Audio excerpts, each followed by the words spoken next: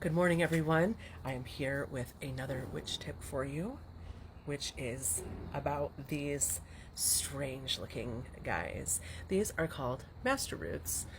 This is a relative to the Angelica plant. It is a cousin, and they are called master roots because they are the master of everything when it comes to health and metaphysical and magic. So they are also sacred to Saint Michael the Archangel. Think of Angelica that they're related to, and Angelica is a sacred archangel plant. And you can probably start to surmise what they are used for from all of the angel references with this beautiful root. Gorgeous root.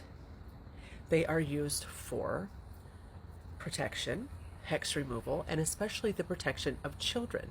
But like I said, it is called master root, and you can add it to any oil or mojo to help bring an extra layer of sort of conquering and victory and protection to that recipe.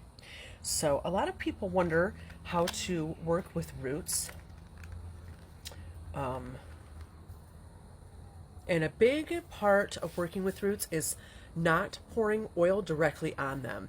These are organic matter, obviously. It will cause them to get very gummy over time, and they will start to collect things like dirt and lint and dust out of the air. So I recommend taking a conjure oil, putting just a drop between your hands, holding the root, and then either making your request or using it in offering if you are working with any of the archangels or Saint Michael in particular, or if you're just trying to bond with this root. Another common practice would be to give it its own home, like a very special box.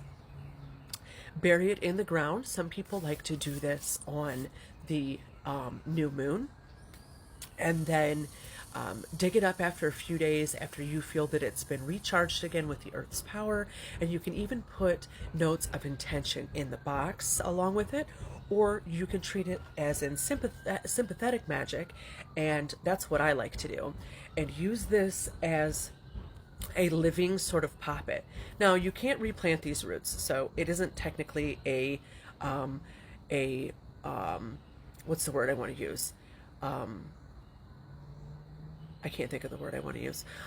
It's not a root that's going to procreate any longer, okay? But you can still use these in sympathetic magic. Add them to the box. Then you're going to want to add in objects of similar energy and representation of what you're trying to draw in. So if you would like to master your money, maybe you want to put in your highest bank account receipt, right? Or add in, $1 bills or $5 bills, or the highest denomination you can add in. Maybe you want to add in half dollars or silver dollars if you have them. You can also add in things that are representative of the job that you want to get. Maybe a picture of the job that you want, or a copy of your resume folded up. Relationships, same type of idea. If you want sweetness in your relationship, you could put this in the box. You're using this as your sympathetic magic. You're using this to help you grow and root your goals, right?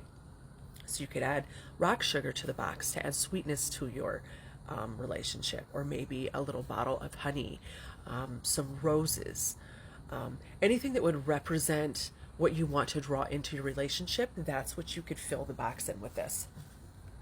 You bury it for a few days. Like I said, a lot of people like to do this on the new moon. I personally believe that folk magic is all about doing what you need to do when you need to do it.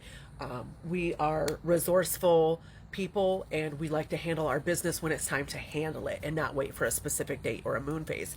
So you can do that at any time. Bury it for 3 days, dig it back up. This has sort of ignited your spell. This has created this sort of womb of growth, right? Where these ingredients have sat, and you've thought about it. It's taken on the earth energy, and it's taken on the moonlight, or the sunlight charging that area of the ground. And this is an excellent way to do sympathetic magic. You also do not even have to bury it. You could just set it outside where you know that it's going to be safe, and just sort of set it on the ground and let it charge with the natural elements, okay?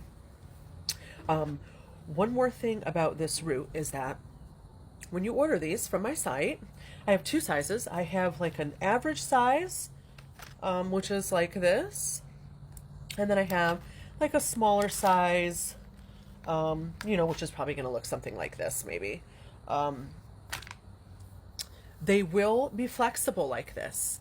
They have been treated and been preserved, but they will be flexible for a while, and they will eventually dry out. Some people don't like this texture,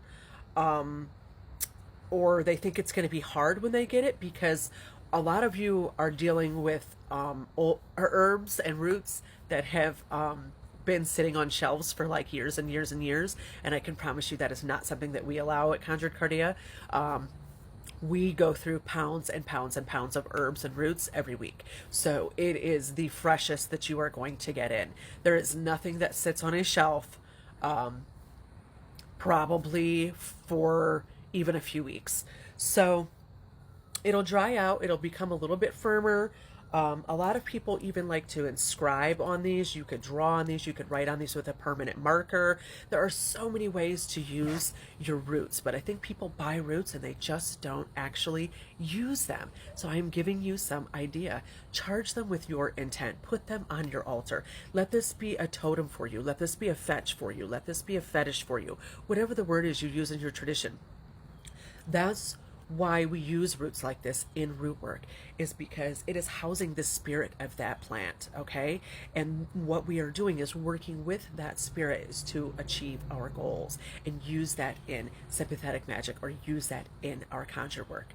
So I hope that's given you some ideas of how to use roots in your folk magic, in your root work. This is a great place to start. Like I said, I have both sizes available on my site. I would love for you to stop by the site. It is shop.conjuredcardia.com. I also offer free consultations for spell supplies and root work services. So feel free to email me at conjuredcardia@gmail.com. And when you head over to the site, scroll to the bottom and sign up for our VIP list. You will get free tarot and astrology advice every week. Plus, you will be the first to know about all of our sales and specials. I am constantly doing giveaways and sales and specials and promotions. I love to give goodies away to my clients. I've had this business for 15 years, and it is absolutely just the light of my life. So head over, sign up in that VIP newsletter, scroll to the bottom of the main page, sign up there, and get your master root, get your root work on. I want to see you learning how to work with these old traditions and how to manifest what you really want in your life by using these ancient traditions today. Be blessed.